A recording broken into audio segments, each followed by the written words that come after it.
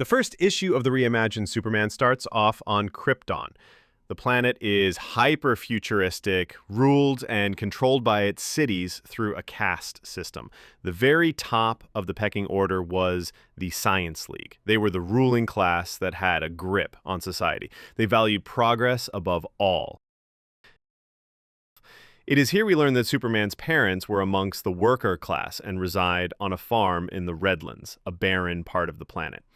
His mother was a prodigy of science, but wrote an essay criticizing the government and was then labeled unruly and forbidden from joining the esteemed Science League.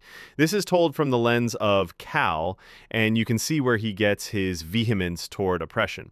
His upbringing on Krypton shaped the archetype that Jason created. We also learn that Krypton is plagued by gem storms and has a serious drought going on. The citizens of the Redlands have to pay to have rain seeded. We continue to learn more about the class system and government that ruled Krypton. It is here we learn what the S symbol on Superman's costume stands for. This is such a good touch and framing for this series. In standard Superman, the symbol S stands for hope, the defender of the oppressed and downtrodden. Here, in the Absolute Universe, the S on Superman's chest stands for the oppressed themselves, the people of the sun, the people of steel. We then learn both about Kal's father and about the calamity that will befall his home planet. Krypton was dying, and there wasn't anything anyone could do to change it. Jor-El understood this and tried to voice his concerns, but fell on deaf ears. He was also a prodigy of the Science Academy with a clear path to the ruling class. Just like his wife, he decided to criticize the Science League over the very issue that would destroy the planet. Krypton is about to be decimated from within due to the Science League's never-ending thirst for progress at the cost of everything. We then transition over to Kal on Earth in Brazil. We learn that he is residing amongst a group of migrant workers in a diamond mine, a fitting juxtaposition between the past and the present. Just as the Kryptonian worker class was a victim of oppression, we find the miners at the mercy of the Absolute Universe's peacekeepers and their parent company, the Lazarus Corporation. Lazarus was earning nearly $200 million worth of diamonds from the mine, and they will do anything to keep the money coming in, even if it means the lives of the miners that are creating that wealth. The miners down in the mine realize that a vast majority of ore has been mined and crushed, and the asbestos has been wiped out of the air. The entire workload that should have taken several days was done in nearly an instant. The miners hear rumors of who could have done such a feat.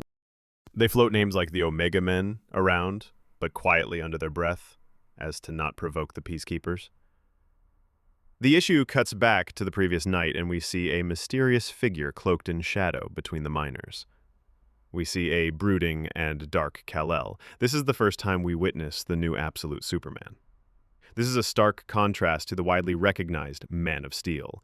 He is welcomed by the miners with open arms, even though he is an outcast. Kal states he has seen both the wonders of their world, the mass suffering that oppression through industry creates. Tensions continue to rise between the peacekeepers and the miners. It all comes to a boiling point as Kal doesn't report to his shift. We then get our first glimpse of Kal's AI assistant as it tries to wake him up before the cavalry arrives. Superman wakes up to the arrival of the peacemakers and decides to fight.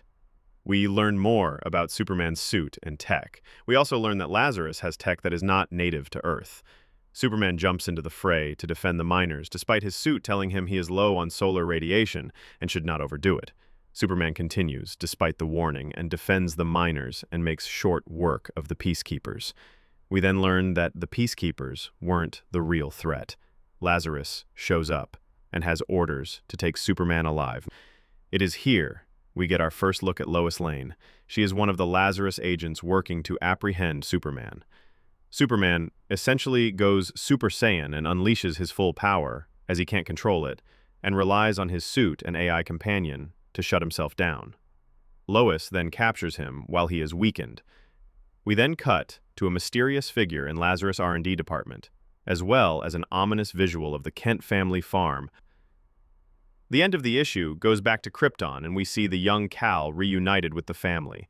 This issue was a ground-building issue, showing the origin of Kal and his psyche. It laid the framework of what is to come, and provided some great foreshadowing for major players in future issues. Like and subscribe to the channel as I continue with this amazing run.